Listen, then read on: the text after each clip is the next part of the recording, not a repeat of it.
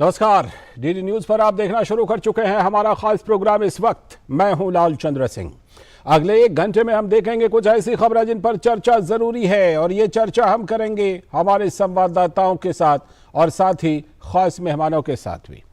और आज हम खास तौर पर जो बात करने वाले हैं, राष्ट्रपति गुजरात के दौरे पर हैं, कई परियोजनाओं का उन्होंने शिलान्यास और उद्घाटन किया है, उस पर बात करेंगे। साथ ही बात करेंगे केंद्रीय गृह मंत्री अमित शाह 370 के हटने के बाद से दूसरी बार जम्मू कश्मीर के दौरे पर हैं, उनके कार्यक्रमों पर भी करेंगे बात। और साथ ही यह भी हम बात करेंगे कि कांग्रेस में क्या कोशिश हो रही है कि मल्लिकार्जुन खड़गे के नाम पर आम सहमति बना दी जाए, लेकिन शशि थरूर मैदान छोड़ने के मूड में दिखाई नहीं पड़ रहे, ताल ठोक रहे हैं। और आज की जो खास चर्चा होगी वो चर्चा होगी कि क्या केजरीवाल सरकार पर और अरविंद केजरीवाल पर राजनीति इतनी हावी हो गई है कि वो सारे प्रोटोकॉल को तोड़ रहे हैं, एक के बाद एक। 2 अक्टूबर को आयोजित कार्यक्रम में बिल्कुल नदारद रहे। करेंगे इस पर खास चर्चा, लेकिन सबसे पहले इस वक्त की हेडलाइंस। जम्मू कश्मीर के दौरे पर गृह मंत्री अमित शाह आज राजौरी में किया विशाल रैली को संबोधित। जम्मू में विभिन्न योजनाओं का उद्घाटन एवं शिलान्यास। गृह मंत्री ने वैष्णो देवी मंदिर जाकर किया दर्शन और पूजा अर्चना। राष्ट्रपति द्रौपदी मुर्मू ने गुजरात दौरे के दूसरे दिन महिला उद्यमियों के लिए गुजरात विश्वविद्यालय के स्टार्टअप प्लेटफॉर्म हर स्टार्ट को किया लॉन्च। शिक्षा और आदिवासी विकास से संबंधित कई परियोजनाओं की भी रखी आधारशिला।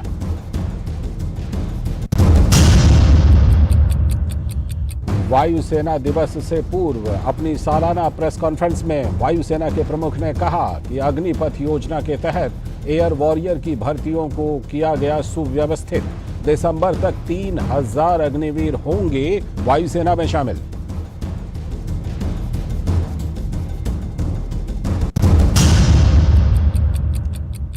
भारत और दक्षिण अफ्रीका के बीच तीसरा और अंतिम T20 मैच इंदौर में आज। 3 मैचों की सीरीज में 2-0 की बढ़त पहले ही ले चुकी है टीम इंडिया और अब क्लीन स्वीप के इरादे से उतरेगी मैदान में। और देश भर में आज महानवमी पर्व की धूम। मंदिरों में सुबह से लगा भक्तजनों का तांता। देवी दुर्गा के 9वें स्वरूप मां सिद्धिदात्री की जाती है विशेष पूजा अर्चना। प्रधानमंत्री नरेंद्र मोदी ने देशवासियों को दी शुभकामनाएं।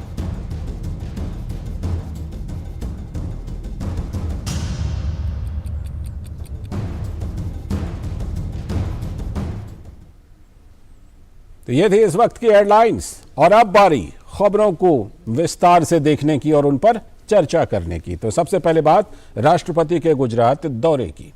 राष्ट्रपति द्रौपदी मुर्मू के गुजरात दौरे का आज दूसरा दिन कई परियोजनाओं की सौगात दी। खास तौर पर महिला उद्यमियों के लिए गुजरात विश्वविद्यालय के स्टार्टअप प्लेटफॉर्म हर स्टार्ट को राष्ट्रपति ने किया लॉन्च। राष्ट्रपति ने शिक्षा और आदिवासी विकास से संबंधित कई परियोजनाओं की भी रखी आधारशिला।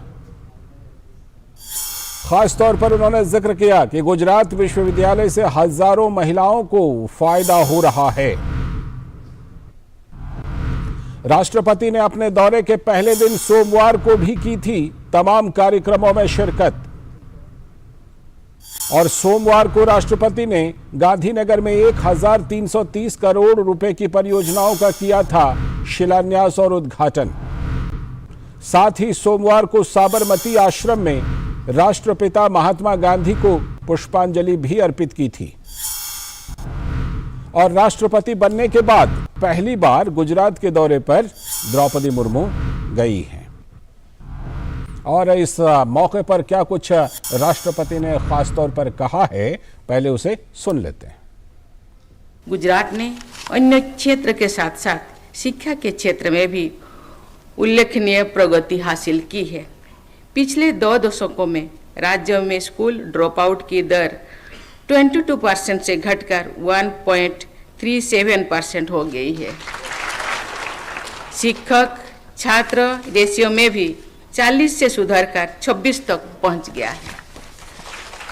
आज विद्या समीक्षा केंद्र में इसके माध्यम से करीब 55,000 स्कूलों में छात्रों और शिक्षकों की रियल टाइम मॉनिटरिंग की जा रही है, जिससे छात्र का लर्निंग आउटकम में बढ़ोतरी देखी रही है। मिशन स्कूल ऑफ एक्सेलेंस के तहत अगले 5 वर्षों में राज्य के करीब 20,000 स्कूलों की आधारभूत संरचना को अपग्रेड करने के लक्ष्य रखा गया है। और राष्ट्रपति के दौरे पर हमारे साथ जानकारी देने के लिए जुड़ चुके हैं हमारे संवाददाता मुकेश शुक्ला, जो कि अहमदाबाद से हमारे साथ सीधे जुड़ चुके हैं। मुकेश, सबसे पहले आपसे ये जो हर स्टार्ट जिसका शुभारंभ किया है राष्ट्रपति महोदया ने, तो सबसे पहले मैं उसके बारे में जानना चाहूंगा कि ये जो महिलाओं के लिए स्टार्टअप हर स्टार्ट है, इसकी क्या क्या खासियत है? बिल्कुल लालचंद जी, आज राष्ट्रपति ने जब हर स्टार्टअप को लॉन्च किया गुजरात यूनिवर्सिटी में, तो इसकी खासियत यह है कि वुमेन एम्पावरमेंट को कितना ज़्यादा सशक्त बनाया जाए, नारी शक्ति को आगे लेकर के आया जाए। यहाँ पर जो भी इनोवेटिव आइडिया हैं, जो भी एंटरप्रेन्योरशिप्स हैं, वुमेन से जुड़ी हुई जो भी एग्जिस्टिंग वुमेन्स हैं जो काम कर रही हैं, अगर उन्हें आगे और भी मदद चाहिए, उन्हें आगे और बड़े पैमाने पर काम करना है, तो हर स्टार्टअप के कैंपेन के साथ वो जुड़ करके अपनी जो मंजिल है उसको पा सकते हैं। जो नई उद्यमी हैं जिनको स्टार्टअप की इस प्लेटफॉर्म का इस्तेमाल करना है, वो अपने प्रोडक्ट्स को यहाँ लॉन्च कर सकते हैं। यहाँ की एम्ब्रॉयडरी, यहाँ की जो हस्तशिल्पिकाएँ हैं वो बहुत ज़्यादा मशहूर हैं। उनको किस तरह से नया मंच दिया जाए, उनको किस तरह से नई प्लेटफॉर्म दिया जाए, उस पर खासा विशेष ध्यान दिया गया। और इस कैंपेन के साथ साथ उन तमाम महिलाओं को एश्योर किया गया कि उनके द्वारा जो भी हुनर उनके हाथों में है या उनके पास जो भी स्किल्स हैं, उनको वो यहाँ पर स्किल्ड करेंगे, उनको ये आगे लेकर के आएंगे, ताकि अहमदाबाद, गुजरात की जो तमाम महिलाएं वो उससे जुड़ करके ना केवल एक बड़ा रोजगार व्यापन कर सके, बल्कि औरों को भी मौका दिया जाए, उनको अपने साथ जोड़ करके इस मंच पर लेकर के आए। जो महिलाएं घर से बाहर नहीं आ पाती हैं, वो भी कहीं ना कहीं इस प्लेटफॉर्म के साथ जुड़ करके अपने आप को आगे लेकर के आ सकती हैं, भारत की अर्थव्यवस्था में अहम भूमिका अदा कर सकती हैं। तो बड़ा कैंपेन है गुजरात यूनिवर्सिटी के द्वारा, ये बड़ा कदम है। और इस राष्ट्रपति ने जब इसको लॉन्च किया तो कहीं ना कहीं काफी उत्साह उस ऑडिटोरियम में देखने को मिल रहा था। यूनिवर्सिटी हॉल में सभी लोग एश्योर थे कि इस तरह के कैंपेन आगे निकल करके आएंगे, उन तमाम महिलाओं को एक नया मौका मिलेगा, एक नया लाइफलाइन मिलेगा समाज की मुख्यधारा में जुड़ने का। जी, और मुकेश, खास तौर पर शिक्षा और आदिवासी विकास से संबंधित कई परियोजनाओं की आधारशिला या शिलान्यास, आधारशिला रखी है, उद्घाटन किया है राष्ट्रपति द्रौपदी मुर्मू ने। तो उन योजनाओं के बारे में थोड़ा सा हमें बताएं कि क्या क्या वो खास तौर पर वो योजनाएं हैं। बिल्कुल लालचंदी, जब पहले दिन राष्ट्रपति अहमदाबाद पहुंचे गुजरात, तो उन्होंने यहां पर गांधीनगर में 1300 करोड़ की परियोजनाओं को लॉन्च किया। यहां पर GMERS करके एक हॉस्पिटल को, जो 600 बेड का हॉस्पिटल है, उसे लॉन्च किया। साथ साथ उसका फाउंडेशन रखा और उसके साथ साथ यहां पर मेडिकल यूनिवर्सिटी को लॉन्च किया। उसके साथ उन्होंने नर्मदा डिस्ट्रिक्ट के राजपिपला में जो है 540 बेड को वहाँ पर हॉस्पिटल के लिए उन्होंने शिलान्यास किया और वहाँ पर यूनिवर्सिटी का उन्होंने उद्घाटन किया। तो कहीं ना कहीं वो 85% जो वहाँ पर आदिवासी बहुल क्षेत्र है, उनके लिए बड़ी लाइफलाइन की बात है। क्योंकि हम जब सुन रहे थे वहाँ पर कई लोगों से जब बातें चल रही थी इवेंट से पहले, तो बता रहे थे कि किस तरह उन्हें गांधीनगर आना पड़ता है, अहमदाबाद आना पड़ता है नर्मदा डिस्ट्रिक्ट से इलाज कराने के लिए।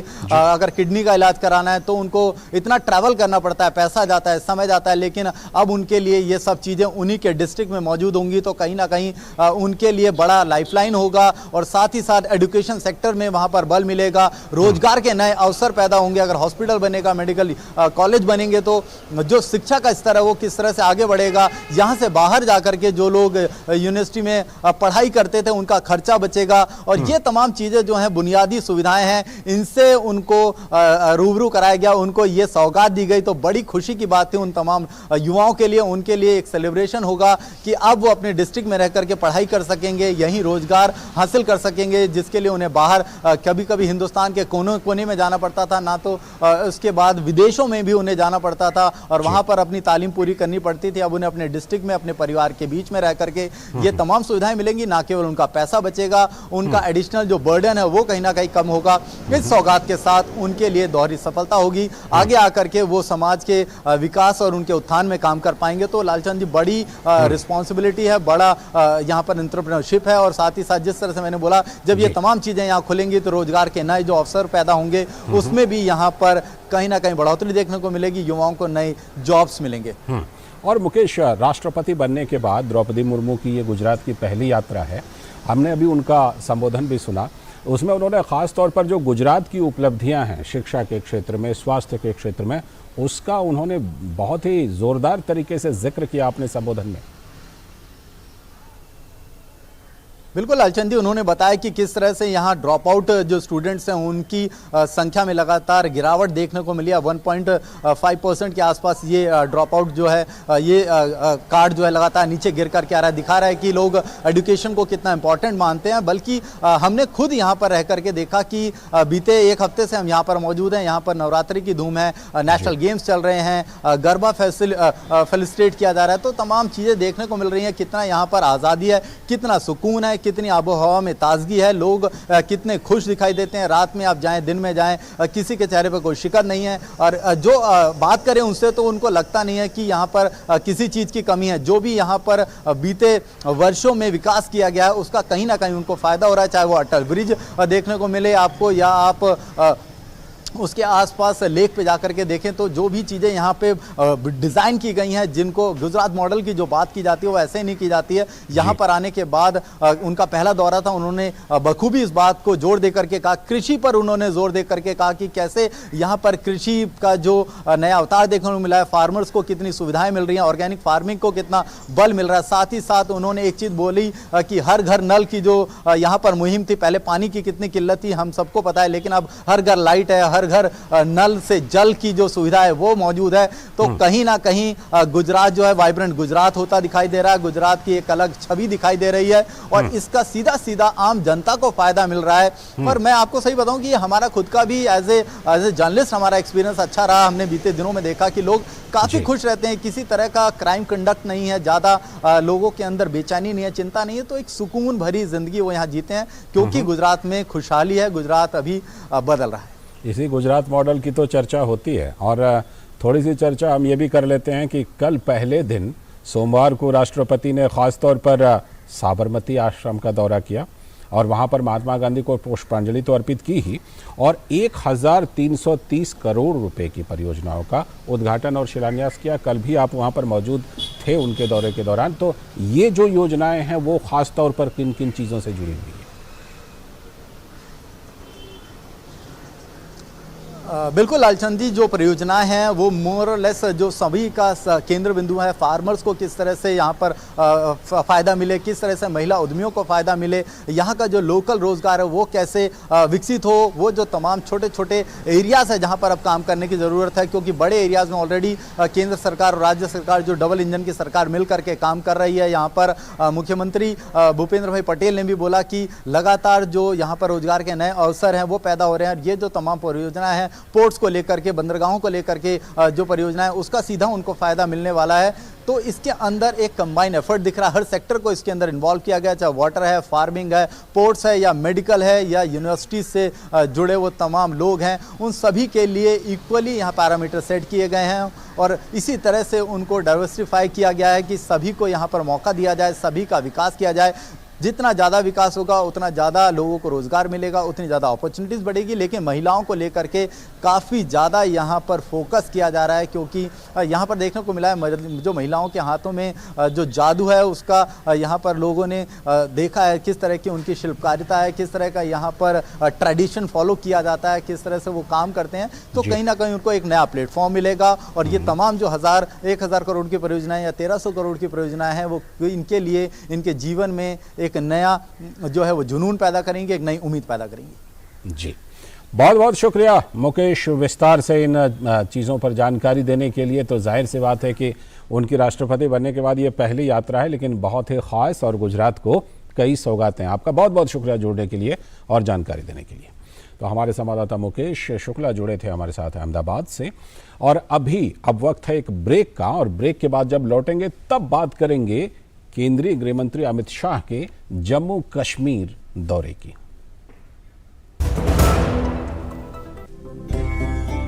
हमारा देश भारत आजादी का अमृत महोत्सव मना रहा है। आइए हम इस महोत्सव में भाग लें। मैं एक वकील हूँ। हमारा जीवन देश के नागरिकों को इंसाफ और न्याय दिलवाने में बीतता है, पर अब हम उन्हें न्याय दिलवाना चाहते हैं जिन्हें न्याय नहीं मिल पाता। मैं बात कर रहा हूँ उन सड़क पर रहते हुए बच्चों की जिन्हें आपने कई बार देखा होगा। कोई बच्चा दिव्यांग होता है, कोई बाल मजदूर, कोई परिवार से बिछड़ा। जब भी हम ऐसे किसी बच्चे को सड़क पर देखें तो ये हम सभी का देश के प्रति कर्तव्य है कि हम NCPCR के सिटीजन पोर्टल पर सूचना दें। सड़क पर रह रहे बच्चों की मदद हम व्यक्तिगत क्षमता में, प्रोफेशनल के रूप में या किसी संगठन के माध्यम से भी कर सकते हैं। व्यक्तिगत रूप से प्रोफेशनल सेवा देने के लिए आप NCPCR के बाल स्वराज पोर्टल पर जाकर खुद को व्यक्तिगत सेवाओं के लिए जैसे लीगल सेवा, मेडिकल सेवा, शिक्षा देने की सेवा आदि प्रदान करने के लिए रजिस्टर करें।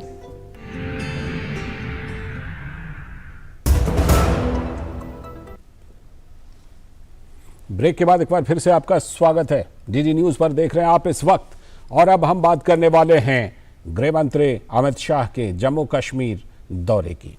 तो केंद्रीय गृह मंत्री अमित शाह जम्मू कश्मीर के 3 दिवसीय दौरे पर हैं। 3 दिनों के दौरे पर गृह मंत्री अमित शाह जम्मू कश्मीर में सुरक्षा स्थिति का जायजा लेने के साथ ही विभिन्न जनहित योजनाओं के शिलान्यास और उद्घाटन का कार्यक्रम गृह मंत्री का। गृह मंत्री अमित शाह ने वैष्णो देवी मंदिर जाकर किया दर्शन और पूजा अर्चना। जम्मू कश्मीर के उपराज्यपाल मनोज सिन्हा और केंद्रीय मंत्री जितेंद्र सिंह भी अमित शाह के साथ इस मौके पर मौजूद रहे। राजौरी में गृह मंत्री अमित शाह ने किया एक विशाल रैली को संबोधित। गृह मंत्री अमित शाह का जम्मू में विभिन्न योजनाओं का उद्घाटन एवं शिलान्यास का भी कार्यक्रम। और जम्मू के कनाल रोड स्थित कन्वेंशन सेंटर में विभिन्न विकास योजनाओं का उद्घाटन एवं शिलान्यास का कार्यक्रम उनका है। आर्टिकल 370 हटने के बाद से गृह मंत्री अमित शाह का जम्मू कश्मीर का यह दूसरा दौरा है। और जो राजौरी में उन्होंने रैली की, उस अवसर पर क्या कुछ खास कहा, आइए पहले सुन लेते हैं। आज की ये रैली आपके मोदी के नारे उन लोगों को जवाब है जो कहते थे धारा 370 जाएगी तो फिर पंजाब पर आग लग जाएगी। आज की ये रैली उन लोगों को जवाब है जो कहते थे धारा 370 जाएगी तो खून की नदियां बह जाएगी। तो गृह मंत्री की यह रैली और गृह मंत्री के दौरे पर और ज्यादा जानकारी के साथ जुड़ रहे हैं हमारे संवाददाता कुमार आलोक राजौरी से जुड़ चुके हैं हमारे साथ। आलोक, जिस तरह से कि गृह मंत्री ने पहले शुरुआत जो की वो वैष्णो देवी माता मंदिर में जाकर दर्शन की, पूजा अर्चना की, और उसके बाद ये रैली में उन्होंने किया। इसके साथ ही उनका कई एक कार्यक्रम है। ये जो 3 दिनों का उनका दौरा है, पूरी तरह से ऐसा लगता है कि पावर पैक्ड है। बिल्कुल पावर पैक्ड है।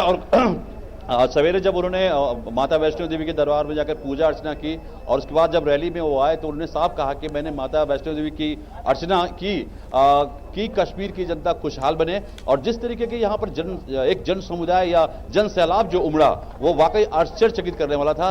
पूरे अगर हम राजौरी की बात करें, पूंछ की बात करें तो काफी संख्या में लोग उनको सुनने आए थे। सिर्फ अगर आप कहें कि सभा के अलावा जो रोड्स थे, रोड्स के अलावा छतें थी, वहां पर लोग पटे पड़े थे उनको देखने के लिए, उनके भाषण को सुनने के लिए। और जो एक चिर प्रतीक्षित जो उनकी मांग थी, खासकर जो पहाड़ी समुदाय के लोग हैं, चाहे हम उसको हम बकरवाल समुदाय के लोग हैं, गुर्जर समुदाय के लोग हैं, तो उन्होंने साफ किया जिसकी प्रत्याशा की जा रही थी। और सबसे इंपॉर्टेंट ये चीज था आज की रैली का, उन्होंने ये घोषणा की कि धारा 370 हटने के बाद उन्होंने एक नए तरीके से यहां परिसीमन हुआ और परिसीमन के बाद बहुत सारे सीट्स रिजर्व किए गए, चाहे अनुसूचित जाति के लिए या अनुसूचित जनजाति के लिए। तो उन लोगों को मौका मिलेगा राजनीति में आने का, खासकर पंचायत चुनाव चुनाव में अगर आप देखें तो पंचायत चुनाव में कम से कम 30,000 लोग ऐसे हैं जिनको डायरेक्ट शासन में भागीदारी करने का मौका मिला है। और वही परिसीमन जो नया परिसीमन हुआ है तो वहां भी उन जातियों को जो पिछड़े थे या जो हाशिए पर थे तो ये उनके लिए एक बहुत बड़ी सौगात थी कि उनको रिजर्वेशन की उन्होंने घोषणा, एक तरह से एक कमेटी बनी है और कमेटी ने अपनी फाइनल रिपोर्ट दी है कि इन तीनों समुदाय यानी बकरवाल और गुर्जर और पहाड़ी भाइयों को आरक्षण दिया जाए। और ये उन्होंने कहा कि ये कमेटी ने फैसला कर दिया है, अब प्रशासनिक जो होता है उसका इंतजार है। और एक तरह से कहा जाए कि इन तीनों जो जातियों को जो आरक्षण का लाभ दिया गया है वो अपने आप में ऐतिहासिक है। इसके अलावा धारा 370 पर भी उन्होंने काफी चर्चा की, किस तरीके से धारा 370 को लेकर के विपक्षी पार्टियों ने हमला बोला कि धारा 370 हटने के बाद बर्बाद खून की नदियां बहेंगी, बर्बादी हो जाएगा, लेकिन ऐसा कुछ नहीं हुआ। और विगत के 3 सालों में जो विकास की जो रफ्तार है वो काफी तेज गति से आगे बढ़ी है। उनका कहना था कि 70 सालों में जो यहाँ औद्योगिक निवेश की हम बात करें तो महज 15,000 करोड़ था, लेकिन इन बीते 3 सालों में ये बढ़कर 56,000 करोड़ हो गया। तो कश्मीर विकास की दिशा में आगे बढ़ रहा है और प्रधानमंत्री मोदी और एनडीए सरकार जो भारतीय जनता पार्टी की सरकार है केंद्र में, उनकी प्रथम प्राथमिकताओं में एक है कश्मीर के विकास को लेकर के। बिल्कुल। अच्छा, एक चीज आलोक, गृह मंत्री का ये दौरा, वहां जैसा आपने जिक्र किया कि जो वहां की जनजाति बकरवाल जनजाति समुदाय को लोग हैं उनके लिए बेहद खास, क्योंकि जिन चीजों से उन्हें महरूम रखा गया था वो देने का काम और उस पर प्रगति का काम गृह मंत्री के इस दौरे के दौरान। देखिए, रैली होती है, लोग आते हैं, लोग सुनने आते हैं, अपने नेता को सुनने आते हैं, लेकिन जो इंटरेक्शन होता है पब्लिक का और नेताओं के बीच जो इंटरेक्शन होता है वो यहाँ लाजवाब देखने को मिला।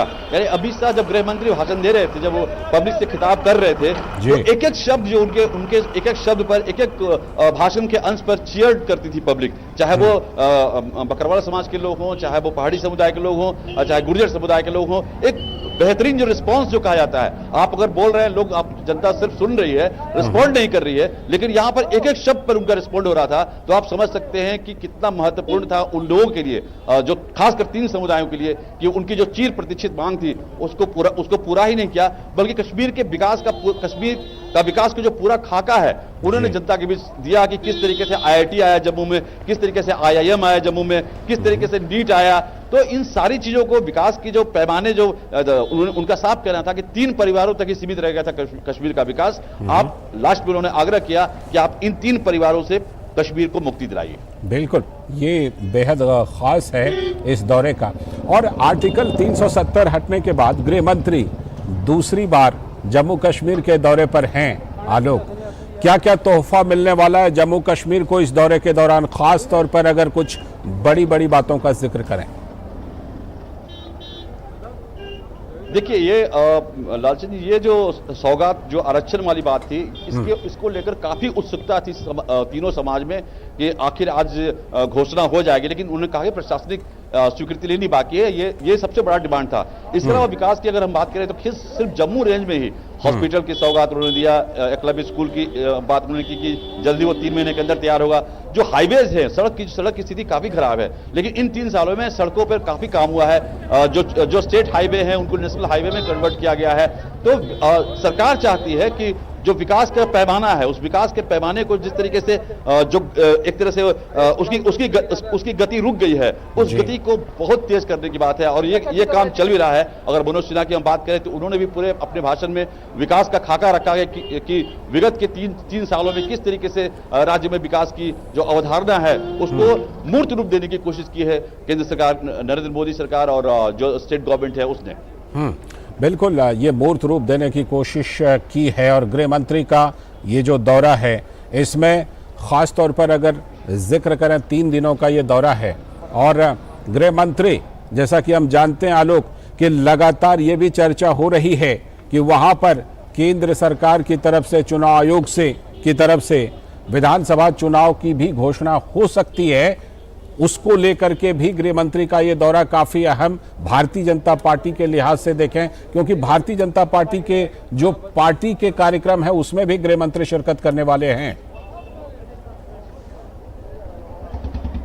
ये बिल्कुल सही कहा आपने, क्योंकि सारी जो प्रक्रियाएं हैं जो चुनाव के पहले होनी चाहिए थी वो प्रक्रियाएं पूरी कर ली गई हैं। परिसीमन का जो काम है उसको भी पूरा कर लिया गया है। और पॉलिटिकली आप देखें तो किसी भी डेमोक्रेसी के अंदर में आप राष्ट्रपति शासन विकल्प नहीं है।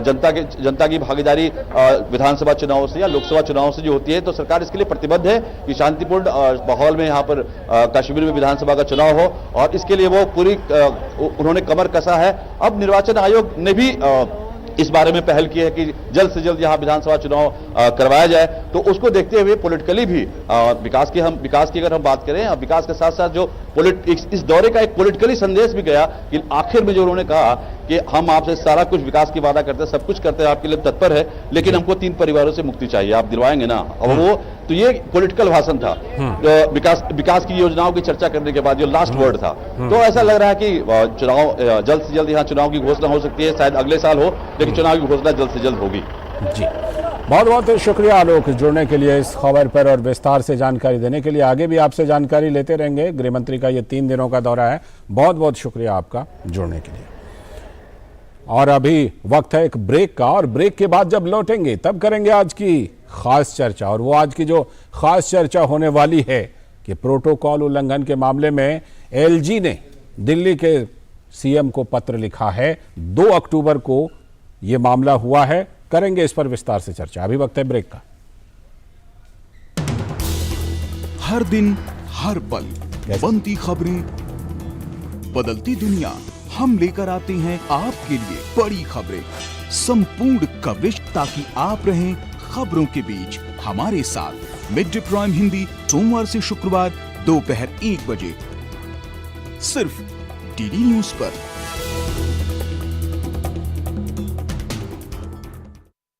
हमें ट्रेड के लिए रशिया और इंडिया और फोकस करना चाहिए, लाइक अदर यूरोपियन कंट्रीज। मैं फ्रांस के लिए अपनी जान भी दे सकता हूँ। अगर हम उस क्लेवर डुप्लेक्स को नहीं रोक पाए तो बहुत जल्द इंडिया पर फ्रांस रूल करेगा। इस डबल अटैक के बाद फ्रांस का बचना इम्पॉसिबल होगा। मैं उसे नहीं छोड़ूंगा।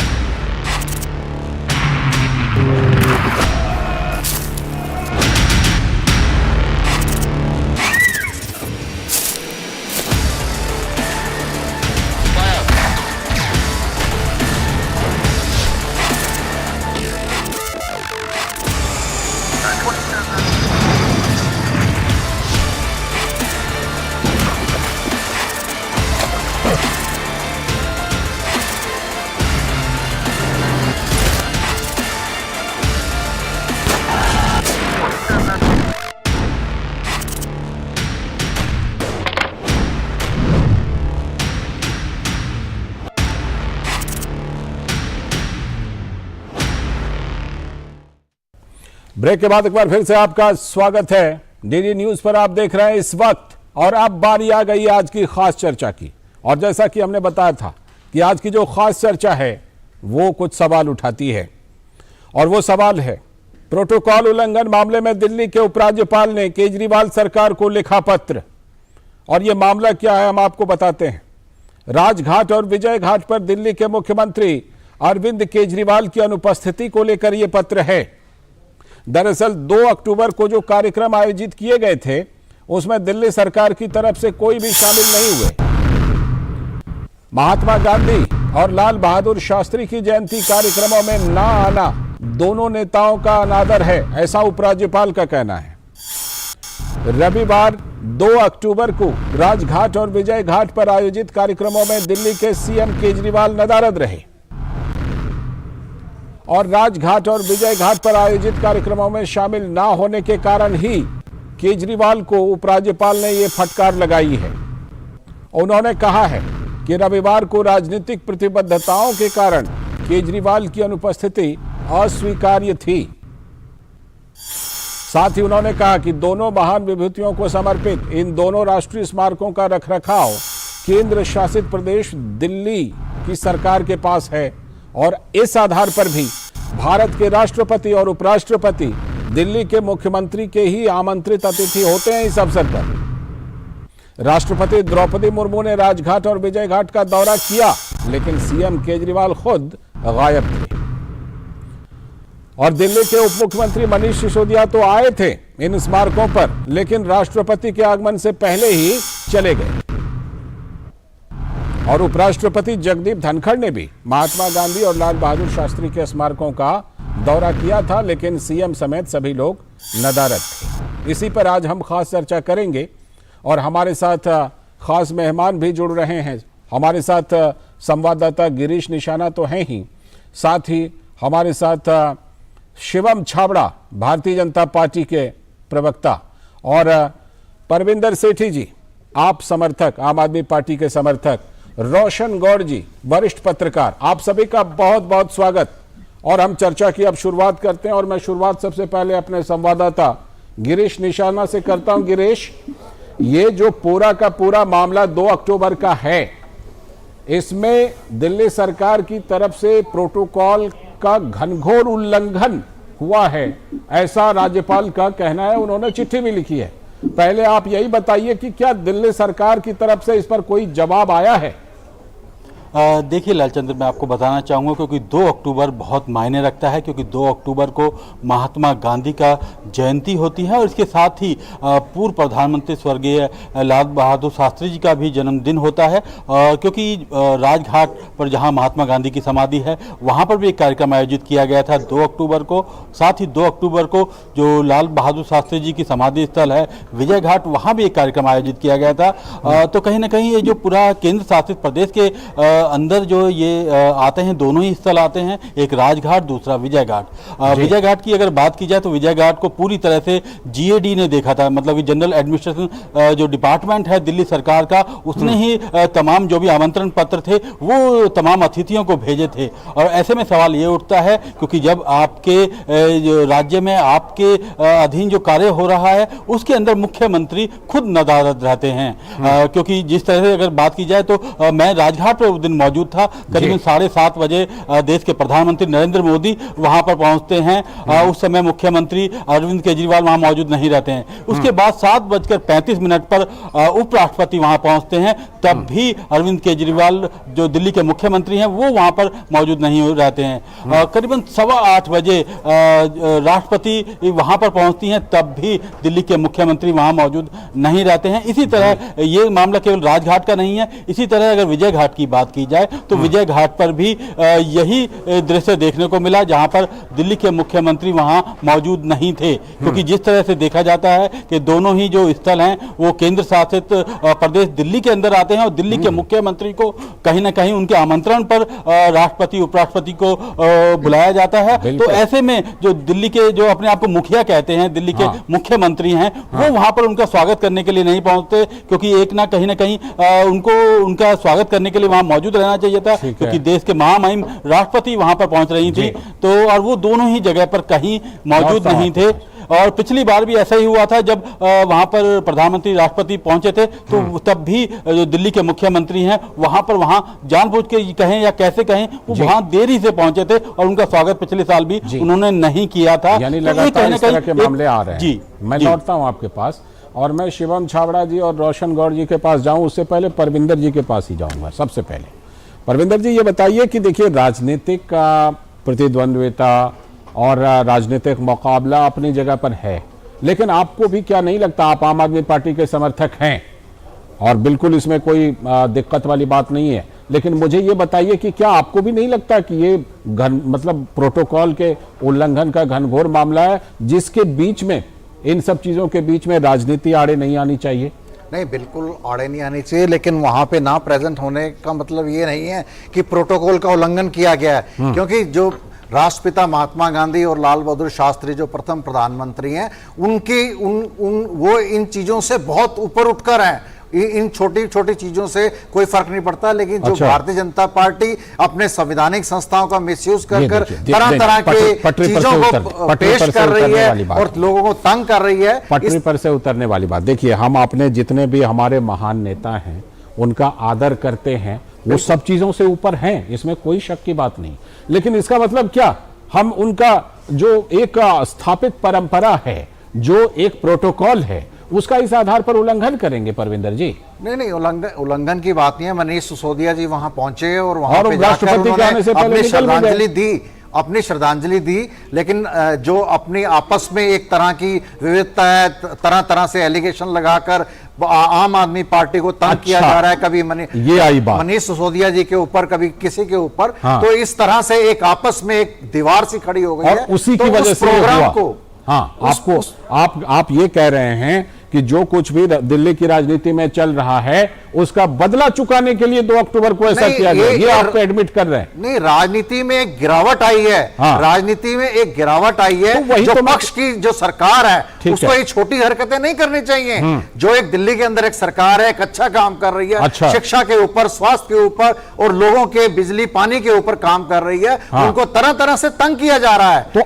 आप कह रहे हैं इसीलिए राष्ट्रपति और उपराष्ट्रपति के प्रोटोकॉल पर मौजूद नहीं थे, उसी का बदला चुकाया? नहीं, बदले की तो कोई बात ही नहीं है। हाँ। जो भारत के राष्ट्रपति हैं, हाँ। उनका सम्मान तो सारा देश करता है। तो वो होना चाहिए था ना। और सीएम भी करते हैं, सारी हाँ। दुनिया करती है। लेकिन उस प्रोग्राम में ना आना, वो प्रधानमंत्री जी का प्रोग्राम था, उससे इस प्रोटोकॉल का उल्लंघन नहीं होता, ना ही किसी का सम्मान होता है। ये लोग सम्मान से बहुत ऊपर हैं, चाहे राष्ट्रपिता महात्मा गांधी हो, चाहे लाल बहादुर शास्त्री। ये तर्क गले नहीं उतर रही, सम्मान से ऊपर हैं निश्चित तौर पर, लेकिन प्रोटोकॉल का भी पालन होना चाहिए। मैं रोशन जी के पास भी जाऊंगा, लेकिन पहले जरा शिवम जी से पूछ रहे हो। शिवम जी, ये कह रहे हैं आपने इतना ज्यादा परेशान कर दिया इनको दिल्ली की राजनीति में कि ये सब चीजें करने के लिए मजबूर हो गए हैं, प्रोटोकॉल का भी उल्लंघन करने के लिए। जी, शायद परविंदर जी अपनी बात से खुद कन्विंस नहीं है, इसलिए और किसी को कन्विंस नहीं कर पा रहे हैं। हाँ। सच्चाई ये है कि कहीं ना कहीं दिल्ली के अंदर में ये बात सच है कि राजनीति में गिरावट तो आई है, और गिरावट आने का कारण और कोई नहीं, स्वयं अरविंद केजरीवाल, उनकी पार्टी आम आदमी पार्टी।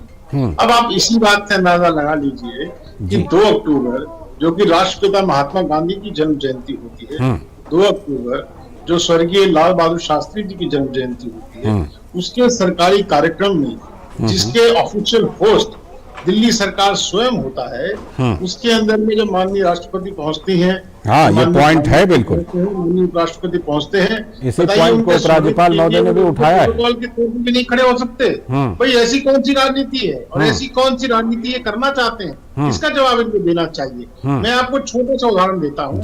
1993 के अंदर में जो दिल्ली के अंदर भारतीय जनता पार्टी की सरकार थी, केंद्र में कांग्रेस पार्टी की सरकार थी, तब तो इस प्रकार का कोई ऐसा आपने अनुभव नहीं किया होगा।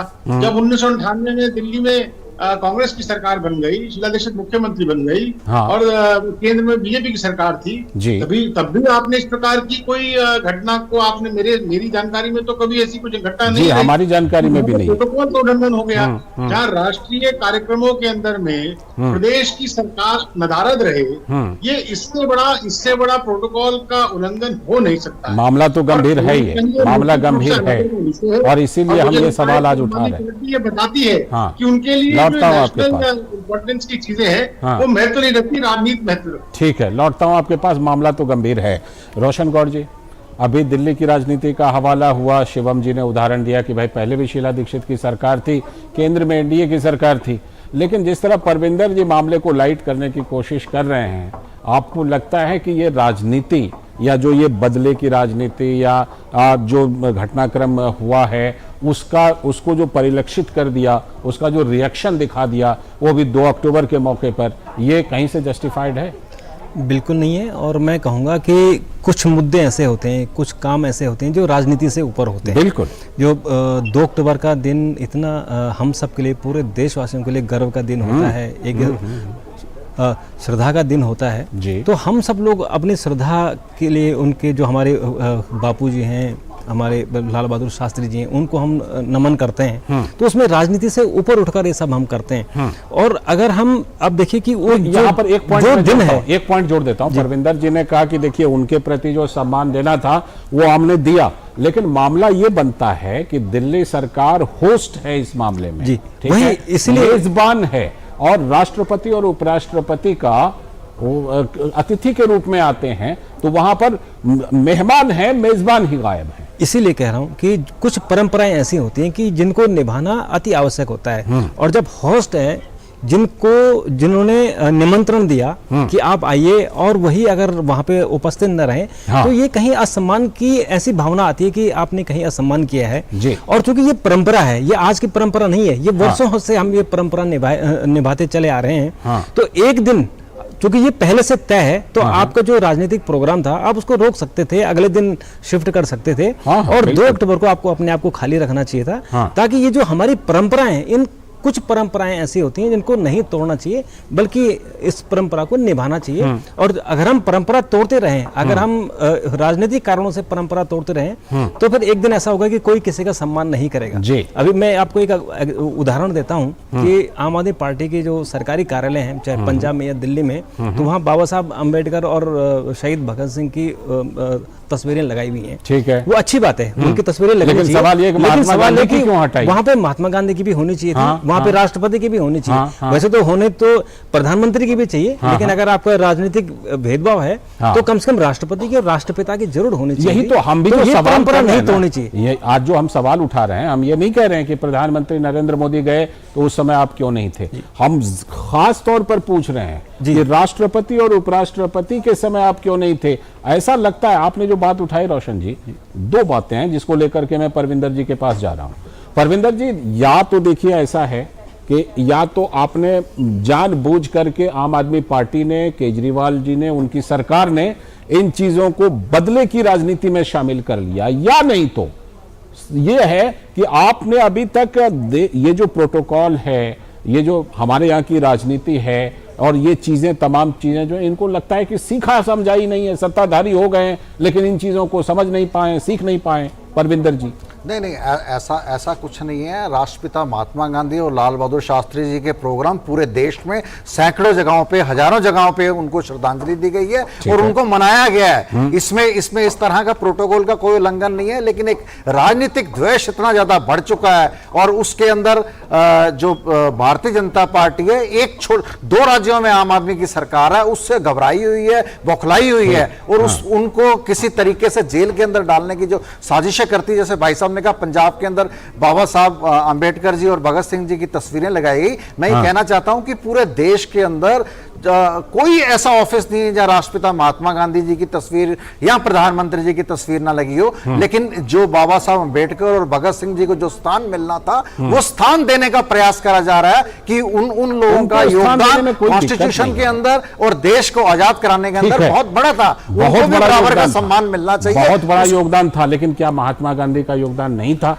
सवाल यही है कि उनको हम कंपैरिजन नहीं कर रहे, हम कंपैरिजन नहीं कर, हम ये कह रहे हैं कि जिन लोगों को सम्मान नहीं मिला उन लोगों को सम्मान देने का प्रयास कर रही है जो पहली सरकारों को देना चाहिए। यहां से ये सवाल उठता है कि कल को फिर जैसे आपने महात्मा गांधी जी को वहां से हटा दिया, कल को अंबेडकर और भगत सिंह को हटाकर फिर उनको ले आएंगे जिनको आप कहेंगे अभी तक सम्मान नहीं, हटाया नहीं गया, वहां उनकी तस्वीरें लगाई गई हैं। महात्मा गांधी जी की तस्वीर हर सरकारी ऑफिस में, हर जगह पे प्रधानमंत्री जी की तस्वीर है, जो हजारों देश के अंदर जितने सरकारी महकमे हैं या प्राइवेट महकमे हैं वहां पे भी लगाई जाती हैं। लेकिन जिन लोगों को सम्मान नहीं मिला उनको सम्मान देने का एक प्रयास है और उनको भी जो राष्ट्रीय चीजें हैं वहां पे सम्मान मिलना चाहिए, उनकी भी तस्वीर लगनी चाहिए। शिवम जी, ये महात्मा गांधी राष्ट्रपिता को हटाया इन्होंने और अब ये राजघाट वाला मामला भी आया है प्रोटोकॉल के उल्लंघन का।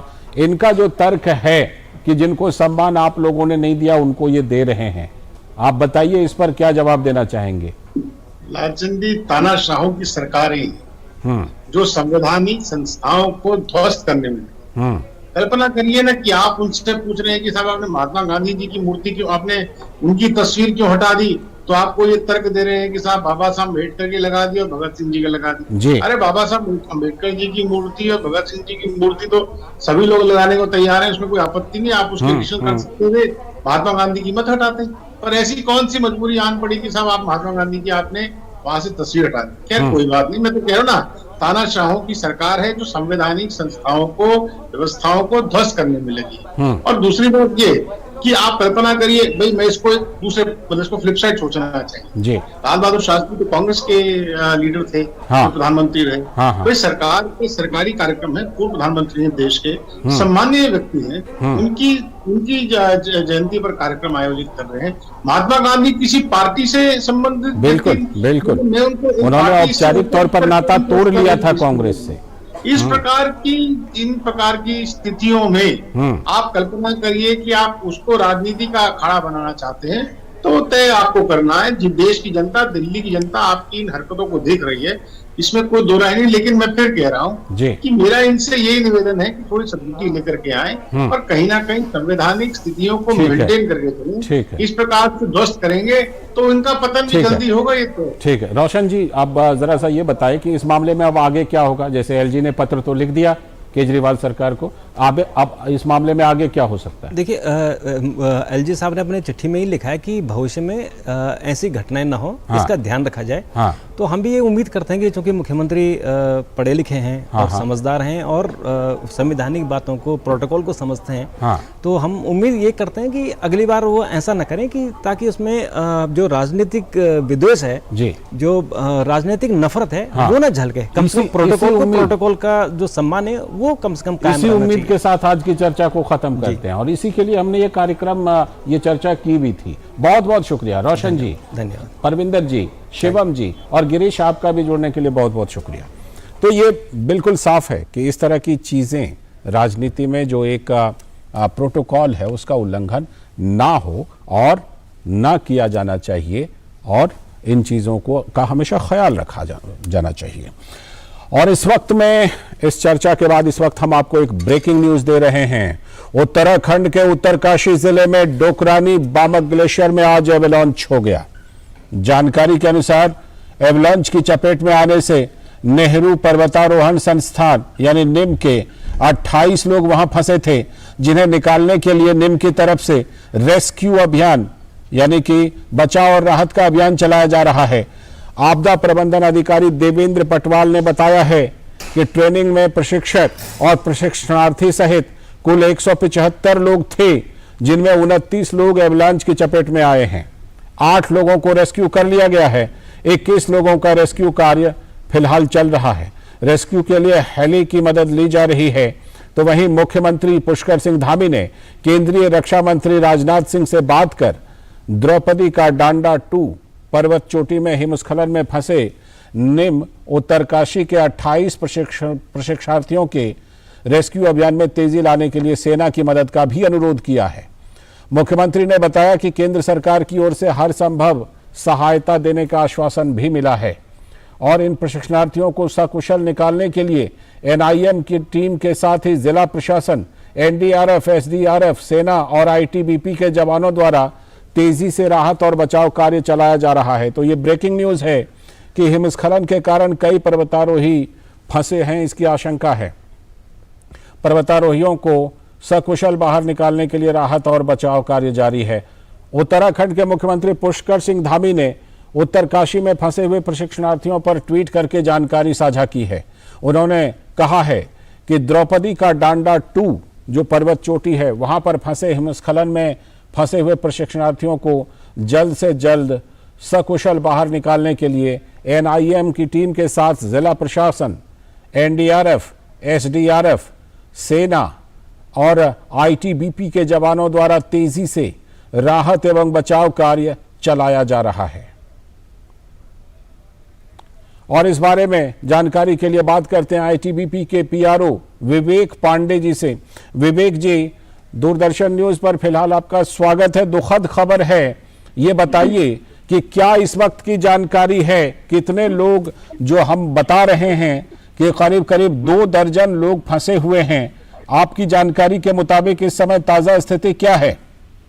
जी, अभी हम लोग हेलीपैड हमने एक्टिवेट कर दिया है और डोकरानी जो ग्लेशियर है, जहां पर एक हेलीपैड भी है नजदीकी जी। वहाँ 1000 फीट पर हेलीपैड एक्टिवेटेड है और नीचे जो 12वीं बटालियन है हमारी आईटीबीपी की उत्तरकाशी में जी। वहाँ भी हेलीपैड को एक्टिवेट कर दिया गया है और जैसे ही हेलीकॉप्टर्स का मूवमेंट शुरू होगा हम कैजुअलिटीज को निकालना शुरू करेंगे वहां से और पहले उत्तरकाशी लेके आएंगे, वहाँ आईटीबीपी का हॉस्पिटल है, वहाँ भी उनको फर्स्ट एड दिया जाएगा जी। और फर्दर आवश्यकता पड़ती है तो घायलों को हम लोग सीमा द्वार देहरादून भेजने की भी स्थिति में रहेंगे। तो फिर स्थिति है, आज सुबह ये घटना घटी है। ये जो फोर्सेस थे वो 22 सितंबर से लेके 8 अक्टूबर के बीच चल रहे थे और लगभग 150 के आसपास ट्रेनिज थे और उनके साथ इंस्ट्रक्टर्स भी थे जी। और ये द्रौपदी के डांडा जो एक पर्वत चोटी है, क्योंकि जो इसका पीक होता है, पीक वही होता है कि आप ले जाकर किसी पर्वत चोटी पर उनको ट्रेनिज को चढ़ाते हैं ऊपर की तरफ एसेंट के लिए जी। रास्ते में बर्फ का एवलांच या जो बताया जा रहा है कि अचानक टूटने की वजह से करीबन 29 जो प्रशिक्षणार्थी थे वो उसकी चपेट में आ गए। 8 लोगों को तो तत्काल ही रेस्क्यू किया गया, वहीं जो उनके साथ जो लोग थे उन लोगों ने ही रेस्क्यू कर लिया था जी। 20-21 लोग थे जिनको की निकाला गया है बाद में, ऐसी मुझे सूचना है। और अभी मृतक या हताहत की बहुत क्लैरिटी नहीं है, लेकिन ये 27 लोगों की इंजरी की जो है वो रिपोर्ट है जी। मृतक लोगों की रिपोर्ट जो फाइनल कुछ अगर होंगे भी तो वो जिला प्रशासन की तरफ से रिलीज कर दिया जाएगा। फिलहाल हमारे को सूचना है कि सभी लोगों को वहाँ पर एक तरह से निकाल दिया गया है, लेकिन घायल हैं लोग अभी वहाँ से, तो उनको हेलीकॉप्टर के माध्यम से निकाला जाएगा। जी, आप हमारे साथ बने रहिएगा विवेक जी।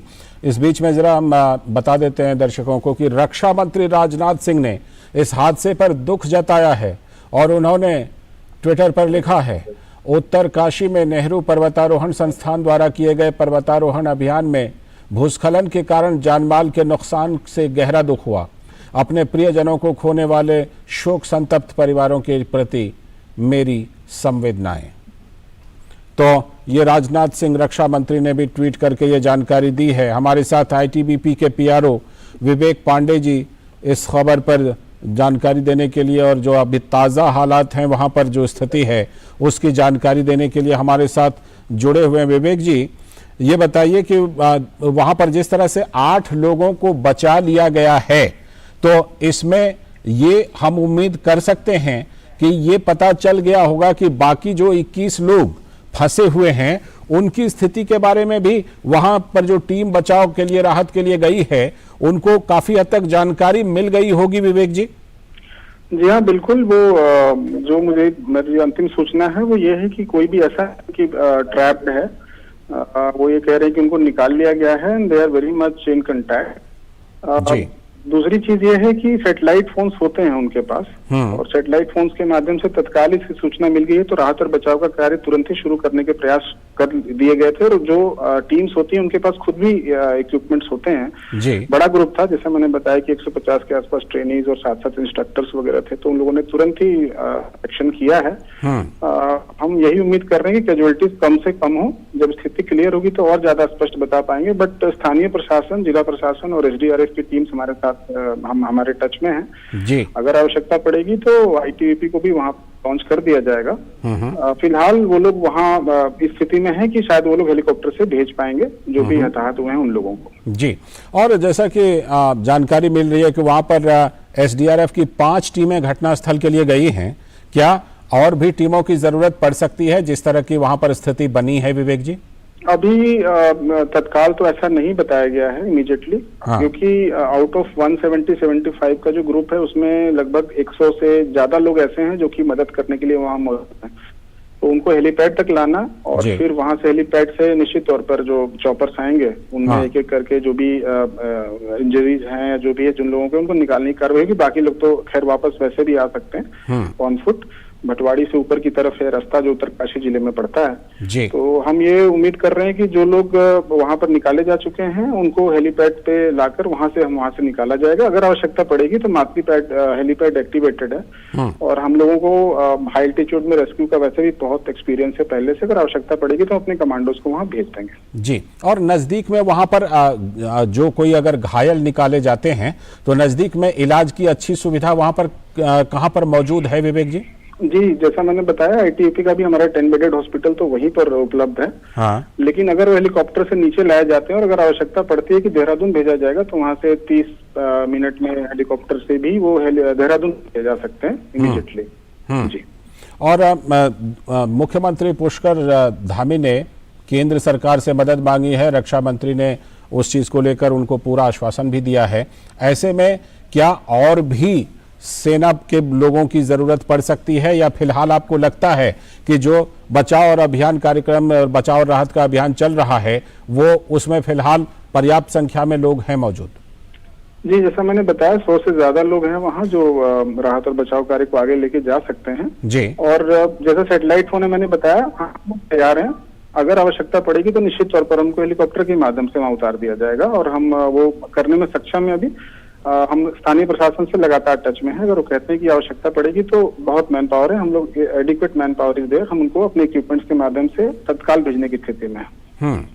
जी जी। और जिस तरह से वहां पर राहत और बचाव अभियान चलाया जा रहा है, अभी कोई पुख्ता सूचना अगर हम कहें तो कितनी देर में या कितना समय लग सकता है विवेक जी, जिससे कि उन सभी 21 फंसे हुए लोगों के बारे में कुछ पुख्ता जानकारी मिल पाए?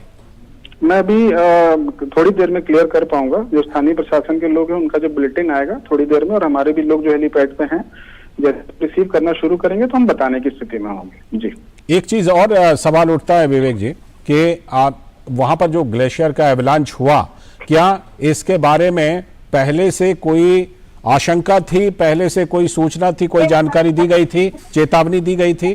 हाई एल्टीट्यूड में ये हमेशा रहता है, लेकिन अभी पहले से कोई सूचना वैसे नहीं थी। वेदर भी अच्छा था।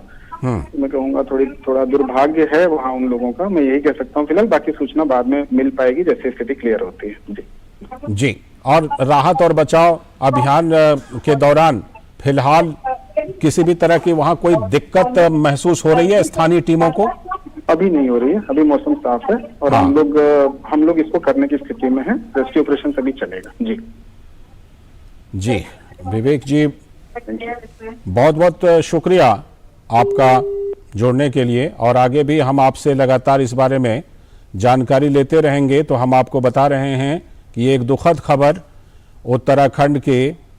उत्तराखंड से आई है, एवलांच की। उत्तरकाशी में जो एवलांच हुआ है ग्लेशियर का, उससे जुड़ी हुई ये दुखद खबर, जिसमें कि जानकारी के मुताबिक 28 लोग फंसे थे, जिनमें से 8 लोगों को बचा लिया गया है और 21 लोगों को बचाने का काम फिलहाल जारी है और राहत और बचाव का कार्य चल रहा है। इस वक्त जो आप अपने टेलीविज़न स्क्रीन पर देख रहे हैं, ये वही जगह है जहां पर एवलांच हुआ है।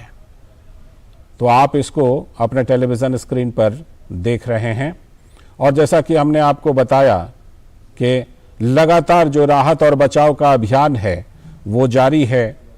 NIM जो संस्थान है उसके पर्वतारोही दल के लोग वहाँ पर गए थे और उनमें ये दुर्भाग्यपूर्ण हादसा उन्हीं के साथ ये हुआ है। तो हम लगातार इस बारे में जो कुछ भी हमारे पास जानकारी आती रहेगी, हम लगातार आप तक ये जानकारी पहुंचाते रहेंगे। लेकिन फिलहाल आज के इस वक्त में इतना ही। लेकिन DD न्यूज़ पर खबरों और कार्यक्रमों का सिलसिला लगातार जारी है। नमस्कार।